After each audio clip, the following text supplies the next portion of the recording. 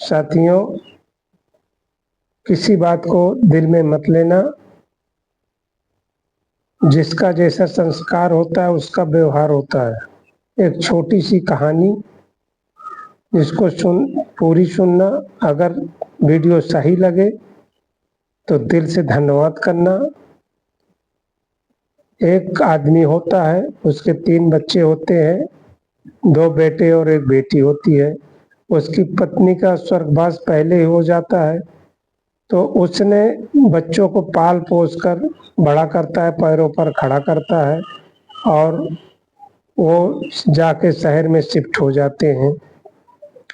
तो गांव की जमीन बेचकर उसने बेटों को दे देता है और जब कुछ पैसा बाकी रहता है तो उसके दिमाग में एक बात सोचती है, कौन बेटा मेरा ईमानदार है और कौन सा बेईमान है। तो उसने छोटे बेटे के पास जाता है, तो छोटे बेटे की बहू बोलती है, बुड्ढा आ गया मुंह उठा के। इसके बाद उसने कहा कि नहीं बेटी, देखो बहू, मेरे घुटनों में तकलीफ है, मेरा इलाज करवा दो। तो कहते पैसा तो है हमारे पास, सेविंग में है, लेकिन हम वो पैसा किसी दूसरे काम के लिए है।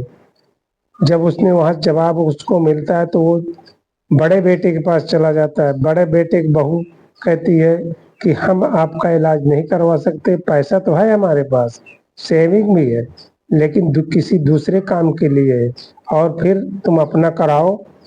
तो उसने दुखी हो जाता है। दुखी होने के बाद वो अपने बेटी के पास पहुंचता है, तो बेटी से कहता है, बेटी मेरे पैरों में तकलीफ है, मेरे घुटनों में तकलीफ है, मेरा इलाज कराओ।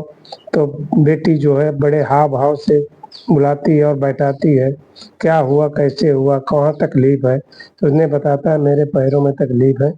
तो बेटी कहती है कि पापा कोई बात नहीं, हम आपका इलाज करवाएंगे, आप बिल्कुल बेफिक्र रहिए, बैठिए, आराम करिए, हमें।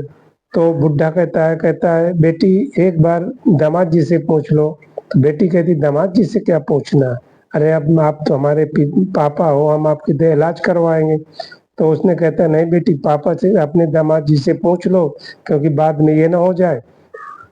तो जब बहुत जोर लगाता है तो उसने अपने आदमी से उसने फोन लगा के पूछती है कि ऐसी ऐसी बात है, पैरों में, पापा के घुटनों में परेशानी, इलाज कराना। तो जब वो शाम के आते हैं तो कहते हैं, पापा को यहीं रखिए और इलाज कराइए, जब तक ठीक ना हो जाए तब तक इनको यहीं रहना होगा।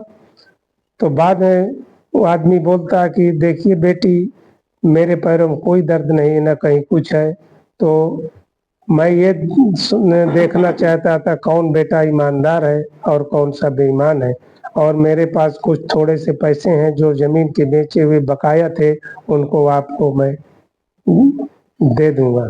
तो उनको पैसा दे देता है और वो अपने घर वापस, गांव वापस चला आता है।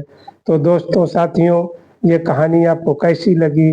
अगर अच्छी लगी हो तो दिल से धन्यवाद करना।